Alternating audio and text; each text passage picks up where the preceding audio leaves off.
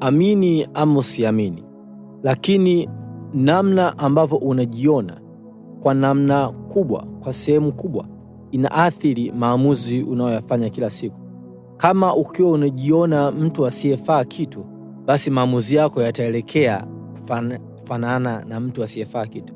Lakini kama unajiona ni mtu ambaye anaweza akafanya mambo makubwa, basi ujue wewe ni mtu utakayefanya mambo makubwa. Na mimi nataka leo kwa ufupi tuangalie, je, kuhusiana na masuala ya baraka na utajiri ambao Mungu ameweka ndani yako, neno linasemaje? Bwana Yesu asifiwe. Mimi ninaitwa Mwalimu Daudi Mwalizo na ninaukaribisha katika maisha ya ushindi. Neno la Mungu linasema katika Wakorintho wa pili sura ya 8 mstari wa 9 kwamba maana mmejua neema ya Bwana wetu Yesu Kristo, jinsi alivyokuwa maskini kwa ajili yenu, ingawa alikuwa tajiri, ili kwamba ninyi mpate kuwa matajiri kwa umasikini wake. Maandiko matakatifu yanatuonyesha ya kwamba kumbe Yesu alikubali kuishi maisha ya kutokuwa na vingi ili sisi tuwe na vingi.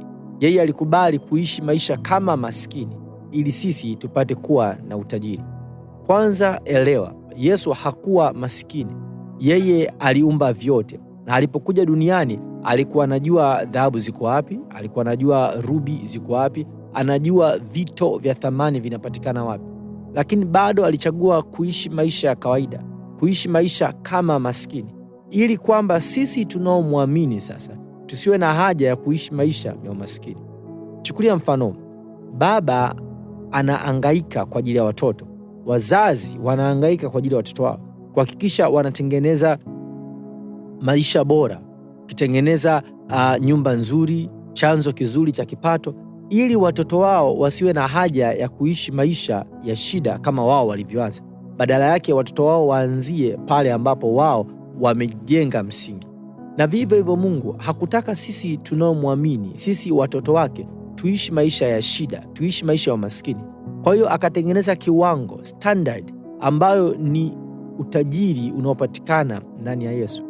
Hii ni dhana kubwa sana kuielewa. Kwa wengi ni kitu ambacho hawapendi kukubaliana nacho, kwa sababu wanaangalia mazingira jinsi yalivyo, alafu wanajifananisha na mazingira. Lakini nataka nikuambie kitu, wewe sio vile mazingira yanavyosema. Wewe ni mwana wa Mungu, na mazingira hayawezi kutafsiri maana ya kuwa mwana wa Mungu, kwa sababu kama hayakumkubali aliyeumba mbingu na nchi, dunia haikumkubali aliyeumba mbingu na nchi, unadhani kweli dunia itakukubali wewe? Hapana. Kwa hiyo kama unataka kujua kuhusiana na utajiri ambao uko ndani yako, usiangalie kuhusu namna gani unaonekana nje. Badala yake angalia kuhusu neno linasema vipi. Na jinsi unavyozidi kujiona kwa mtazamo huo, ndivyo maamuzi yako sasa yanaanza kuelekea kwa mtazamo huo. Na mara tu maamuzi yako yanapoanza kuelekea kwa mtazamo huo, basi baraka zile ambazo neno la Mungu limesema zinaanza kuonekana kwako, kwa sababu maamuzi yako yanaruhusu, yanaendana pamoja na utajiri. Kumbuka, ulipompokea Yesu kuwa Bwana na Mwokozi wa maisha yako, wewe mbele za Mungu umefanyika kuwa tajiri. Na kwa sababu umefanyika kuwa tajiri, kama ukianza kujiona kwa mtazamo huo, unajiweka katika mazingira mazuri zaidi ya kuweza kutembea katika huo utajiri. Lakini kama haukujiona katika mtazamo huo, ni vigumu kile ambacho Mungu amesema kufanya kazi kwako, kwa sababu Mungu halazimishi makusudio yake juu ya wanadamu. Siku zote, mara zote, wakati wote, Mungu huwa anakupa chaguo, wewe useme, uchague, utake mwenyewe kufikia kile ambacho ameweka kwa ajili yako. Na ndio maana ninakusisitiza ya kwamba jenga uelewa huu, jenga fikra hii. Wewe sio maskini, wewe ni tajiri. Na ukianza kujenga mtazamo huo, sasa kwa imani utaanza kutafuta neno la Mungu, utaanza kufanya kazi kwa bidii ili kudhihirisha utajiri uliopo ndani yako.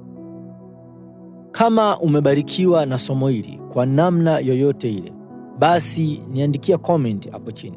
Lakini kama una swali au una jambo lolote ambalo linahitaji ufafanuzi zaidi, mawasiliano yangu yako hapo chini, nitafute. Ningependa niwe baraka kwako kwa kadri ya inavyowezekana. Mpaka hapo tutakapokutana tena, usisahau kuwa Mungu anakupenda na anataka wewe uishi maisha ya ushindi. Barikiwa.